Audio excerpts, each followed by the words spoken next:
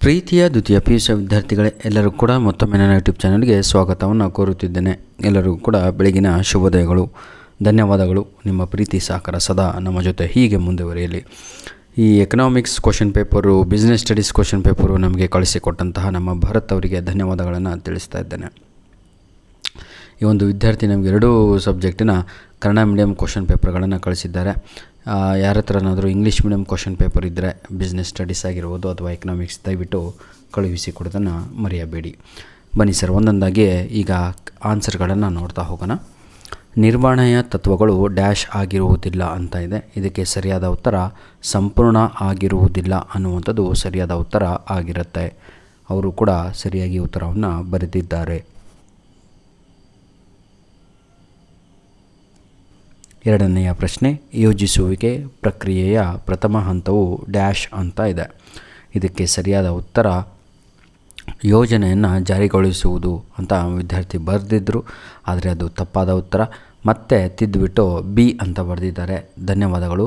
ಉದ್ದೇಶಗಳನ್ನು ಸ್ಥಾಪಿಸುವುದು ಅನ್ನುವಂಥದ್ದು ಸರಿಯಾದ ಉತ್ತರ ಆಗಿರುತ್ತೆ. I repeat, question number 1 C is the right answer, question number 2 B is the right answer.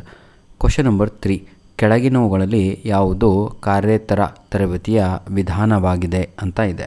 ಮೂರನೆಯ ಪ್ರಶ್ನೆಗೆ ಸರಿಯಾದ ಉತ್ತರ ಕಾರ್ಯ ಆವರ್ತನ ಅನ್ನುವಂಥದ್ದು ಸರಿಯಾದ ಉತ್ತರ ಆಗಿರುತ್ತೆ. Option D is the right answer. Question number 4, ಅತಿ ಅಗ್ಗದ ಹಣಕಾಸಿನ ಮೂಲವು ಡ್ಯಾಶ್ ಆಗಿದೆ. ನಾಲ್ಕನೆಯ ಪ್ರಶ್ನೆಗೆ ಸರಿಯಾದ ಉತ್ತರ ಉಳಿಸಿಕೊಂಡ ಗಳಿಕೆ ಅನ್ನುವಂಥದ್ದು ಸರಿಯಾದ ಉತ್ತರ ಅನಿಸುತ್ತೆ. ಆದರೆ ಇವರು ಡಿ ಅಂತ ಆಪ್ಷನ್ ಹಾಕಿದ್ದಾರೆ. ಸ್ವಲ್ಪ ಏನಾದರೂ ನಾನು ರಾಂಗ್ ಆಗಿದ್ದರೆ ನನ್ನನ್ನು ತಿದ್ದಿ ಆಯಿತಾ, ಯಾರೆಲ್ಲ ವಿಡಿಯೋ ನೋಡ್ತಾ ಇದ್ರು ಅವರು. ಆದರೆ ನನ್ನ ಪ್ರಕಾರ ಇದಕ್ಕೆ ಸರಿಯಾದ ಉತ್ತರ ಉಳಿಸಿಕೊಂಡ ಗಳಿಕೆ ಅನ್ನುವಂಥದ್ದು ಬಿ ಅನ್ನುವಂಥದ್ದು ಸರಿಯಾದ ಉತ್ತರ ಆಗಿರುತ್ತೆ. ಕ್ವಶನ್ ನಂಬರ್ 5, ಕೆಳಗಿನವುಗಳಲ್ಲಿ ಯಾವುದು ಪರಿವರ್ತನೆಯ ಮಿಶ್ರಣವಲ್ಲ ಅಂತ ಇದೆ. ಪರಿವರ್ತನೆಯ ಮಿಶ್ರಣವಲ್ಲ ಅಂತ. ಐದನೆಯ ಪ್ರಶ್ನೆಗೆ ಸರಿಯಾದ ಉತ್ತರ ಭೌತಿಕ ವಿತರಣೆ ಅನ್ನುವಂಥದ್ದೇ ಸರಿಯಾದ ಉತ್ತರ ಆಗಿರುತ್ತೆ. ಭೌತಿಕ ವಿತರಣೆ ಅಂತ.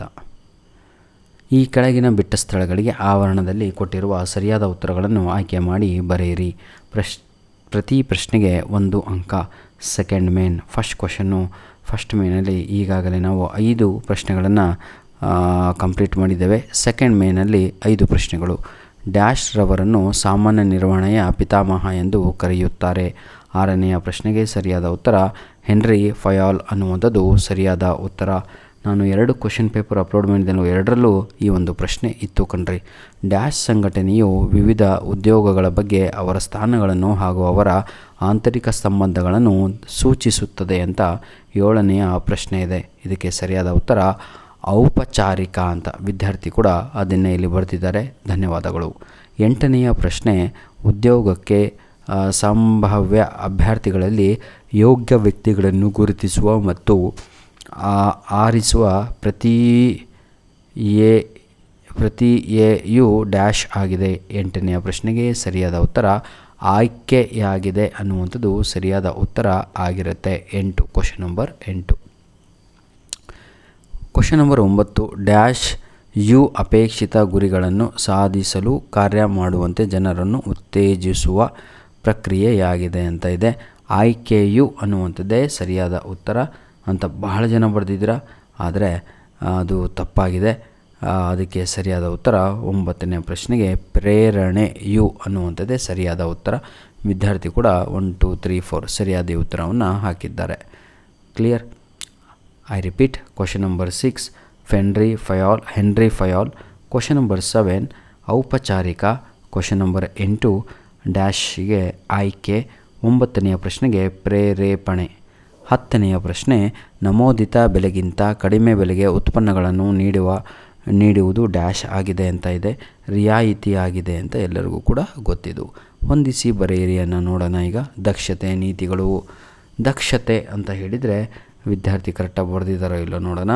ದಕ್ಷತೆ ಅಂತ ಹೇಳಿದರೆ ಪ್ರೀತಿಯ ವಿದ್ಯಾರ್ಥಿ ಭರತ್, ಕೆಲಸವನ್ನು ಕನಿಷ್ಠ ವೆಚ್ಚದೊಂದಿಗೆ ನಿರ್ವಹಿಸುವುದೇ ದಕ್ಷತೆ. ಕ್ಲಿಯರ್? ಅದು 1. ನೀತಿಗಳು ಅಂದರೆ ಏನು ಅಂತ ಕೇಳಿದ್ದಾರೆ. ನೀತಿಗಳು ಅಂತ ಹೇಳಿದರೆ ಸಾಮಾನ್ಯ ಹೇಳಿಕೆ ಅನ್ನುವಂಥದ್ದೇ ಸರಿ. ಅವರು ಕೂಡ 2 ಉತ್ತರಗಳನ್ನು ಸರಿ ಬರೆದಿದ್ದಾರೆ. ಅಗತ್ಯತೆಗಳ ವರ್ಗ ಶ್ರೇಣಿ ಸಿದ್ಧಾಂತ ಅಂತ ಇದೆ. Question number 3. ಸರಿಯಾದ ಉತ್ತರ ಅಬ್ರಹಂ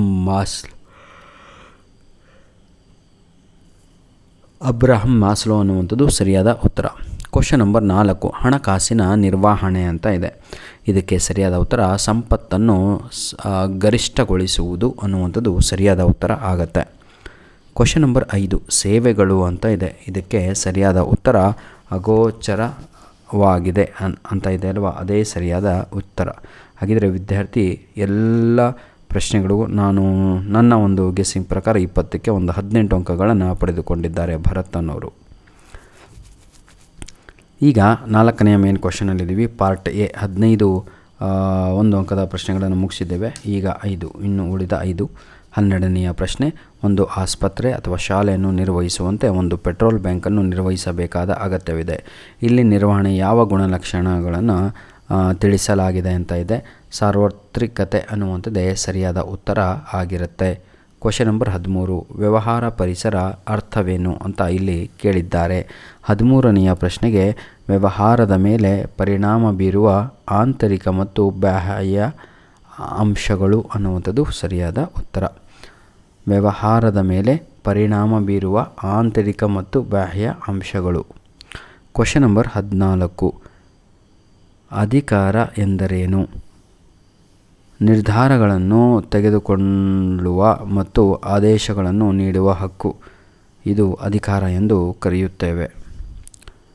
ನೈಜ ಕಾರ್ಯನಿರ್ವಹಣೆಯನ್ನು ಅಳೆಯಲು ಬಳಸುವ ಒಂದು ವಿಧವನ್ನು ತಿಳಿಸಿ. 15ನೆಯ ಪ್ರಶ್ನೆಗೆ ಸರಿಯಾದ ಉತ್ತರ ಗುರಿಗಳನ್ನು ಸಾಧಿಸುವುದು. 15ನೆಯ ಪ್ರಶ್ನೆಗೆ ಸರಿಯಾದ ಉತ್ತರ ನೈಜ ಕಾರ್ಯನಿರ್ವಹಣೆಯನ್ನು ಅಳೆಯಲು ಬಳಸುವ ವಿಧಾನವನ್ನು ತಿಳಿಸಿ ಗುರಿಗಳನ್ನು.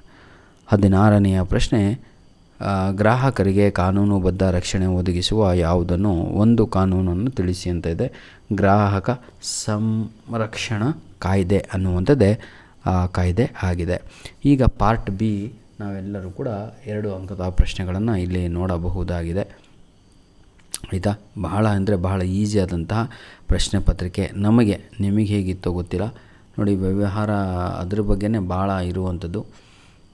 ನೆನ್ನೆ ಅಪ್ಲೋಡ್ ಮಾಡಿದ್ದಲ್ವ, ಆ ಒಂದು ಪ್ರಶ್ನೆ ಪತ್ರಿಕೆಗಳಿಂದ ಬಹಳ ಬಂದಿದೆ. ಧನ್ಯವಾದಗಳು. ನಿಮ್ಮ ಪ್ರೀತಿ ವಿಶ್ವಾಸ ಸದಾ ನಮ್ಮ ಜೊತೆ ಹೀಗೆ ಮುಂದೆವರೆಯಲಿ. God bless you all the best for your annual exam. ನೋಡ್ರಪ್ಪ, ಪೇಪರ್ ಎಷ್ಟು ಕಳಿಸ್ಕೊಡ್ತೀರೋ ಅಷ್ಟೇ ನಾವು ಅಪ್ಲೋಡ್ ಮಾಡೋದಾಗತ್ತೆ, ಬೇರೆಯವರಿಗೆ ತೊಂದರೆ ಆಗುತ್ತೆ. ಹಾಗಾಗಿ ಇನ್ನೊಂದು ಫೋಟೋ ಹೊಡೆದಿದ್ದರೆ ಸಂಪೂರ್ಣವಾದ ಪೇಪರೇ ಬಂದಿರೋದೇನೋ ಅಂತ ನನಗೆ ಅನಿಸ್ತಾ ಇದೆ. God bless you all the best for your future and ಅದು ಯಾರು ಮತ್ತೆ ಮುಂದಿನ ಪರೀಕ್ಷೆಗಳ ಬರೀತಾಯಿದ್ರೋ ಅವರಿಗೂ ಕೂಡ all the best. God bless you all.